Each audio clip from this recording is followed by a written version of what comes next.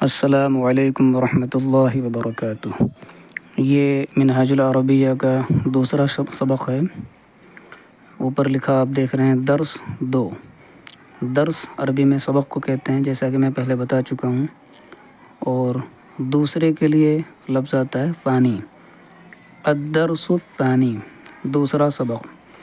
آج کے اس سبق میں آپ بنیادی طور پر 2 حروف کی مشق کریں گے، 2 شبدوں کی مشق کریں گے، 2 الفاظ کی۔ سب سے پہلے آپ دیکھ رہے ہیں لفظ لکھا ہے من، اس کی آپ مشق کریں گے۔ اور تیسری لائن میں آپ دیکھیں سب سے پہلا لفظ لکھا ہے ماں، دوسرا یہ لفظ ہے، اس کی آپ مشق کریں گے۔ ان دونوں الفاظ کی بنیادی طور پر اس سبق میں مشق کرائی گئی ہے۔ چلیے شروع کرتے ہیں۔ اگر آپ چینل پہ نئے ہیں تو چینل کو سبسکرائب کر لیں اور بیل آئیکن کو دبا دیں تاکہ ہر نئی آنے والی ویڈیو آپ تک آسانی سے پہنچ سکے، اور ویڈیو کو لائک کر لیں۔ چلیے شروع کرتے ہیں اس سبق کو۔ بسم اللہ الرحمن الرحیم۔ سب سے پہلا جملہ دیکھیں، یہ سوال کیا جا رہا ہے، من ھذا۔ من کا معنی ہے عربی میں کون، جیسے انگلش میں آتا ہے ہو، اسی طریقے سے عربی میں من کا لفظ استعمال ہوتا ہے۔ اور یہاں پر ایک چیز اور رک کر کے سمجھیں، انگلش میں جس طریقے سے سوال کیے جانے والے الفاظ کو پہلے لایا جاتا ہے سینٹنس میں، جملے میں، اسی طریقے سے عربی میں بھی جن الفاظ سے سوال کیا جاتا ہے، جو سوالیہ الفاظ ہوتے ہیں، ان کو جملے میں پہلے رکھتے ہیں۔ اب یہاں آپ دیکھ سکتے ہیں من، اس کے ذریعے سے سوال ہوتا ہے کون، اسی طریقے سے کیا، اس کے ذریعے سے سوال ہوتا ہے۔ تو ان الفاظ کے لیے جو بھی لفظ عربی میں آئے گا اس کو پہلے رکھا جائے گا عربی میں۔ تو دیکھیے ترجمہ دیکھیے، من ھذا، یہ کون ہے۔ آپ الٹے طریقے سے ترجمہ کریں گے، کیونکہ سوال والے جو الفاظ ہوتے ہیں اردو میں ان کا ترجمہ بعد میں ہوتا ہے، اردو یا ہندی میں ان کا ترجمہ بعد میں ہوتا ہے، اور جو بعد میں جو لفظ ہوتا ہے اس کا ترجمہ پہلے ہوتا ہے۔ من ھذا، اس کا ترجمہ ہو جائے گا یہ کون ہے۔ سامنے آپ تصویر میں ایک آدمی دیکھ سکتے ہیں۔ اب نیچے والا جملہ دیکھیے، آپ سمجھ جائیں گے، ھذا رجل۔ ھذا کا معنی ہے یہ، رجل کا معنی ہے آدمی، اسی لیے تصویر میں انہوں نے بنا دیا پہلے سے، تاکہ تصویر کے ذریعے سے اس لفظ کا معنی آپ خود بخود سمجھ جائیں۔ رجل یہ نیا لفظ ہے، جو بھی نیا لفظ ہوگا یہ اس کے نیچے لائن کھینچی آپ کو ملے گی۔ جیسے دیکھیں آپ، من جو اوپر آپ نے پڑھا، یہ نیا لفظ ہے، اس کے نیچے لائن کھینچی ہے۔ رجل نیا لفظ ہے، اس کے نیچے لائن کھینچی ہوئی ہے۔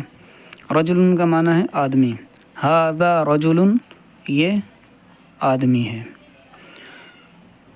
دوسرا سوال دیکھیں، تیسری لائن، ما ذالک۔ ما کا معنی ہے کیا، ذالک آپ پہلے پڑھ چکے ہیں، اس کا معنی ہے وہ۔ تو ما ذالک کا معنی ہوگا، ترجمہ ہوگا وہ کیا ہے۔ اس کا جواب ہے ذالک قرد۔ آپ سامنے تصویر میں دیکھ سکتے ہیں ایک بندر بنا ہوا ہے، تو قرد کا لفظ آپ سمجھ گئے ہوں گے، اس کا معنی کیا ہے۔ قرد کا معنی بندر ہے، قرد، ذالک قرد، وہ بندر ہے۔ اب یہاں پر ایک چیز اور سمجھنے کی ہے، اوپر جس جگہ پر آدمی بنا ہوا ہے اس کے لیے من کا استعمال ہوا، اور جہاں پر جانور بنا ہے اس کے لیے سوال پوچھنے کے لیے ما کا استعمال ہوا، یعنی کیا۔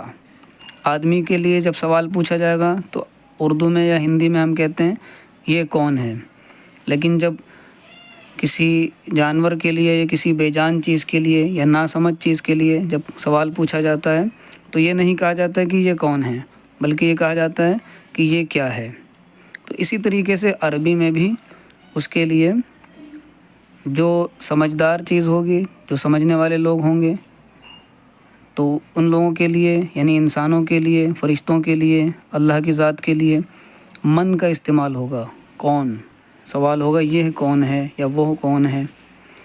اور جو ناسمجھ چیزیں ہیں جیسے جانور ہو گئے اور جو بے جان چیزیں ہیں، تو ان چیزوں کے لیے کون کا استعمال نہ تو اردو میں ہوتا ہے اور نہ ہی عربی میں ہوگا، تو اس کے لیے ہمیں کیا کا استعمال کرنا پڑے گا اردو میں؟ عربی میں کیا کے لیے ما کا استعمال ہوتا ہے۔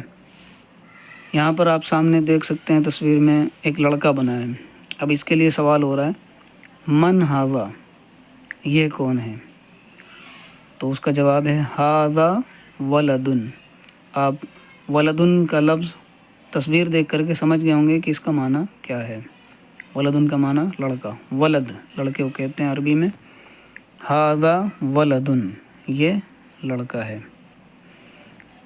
اس کے نیچے دیکھیں، آخری سوال ہے اس سبق کا عربی کا، ما ذالک، وہ کیا ہے؟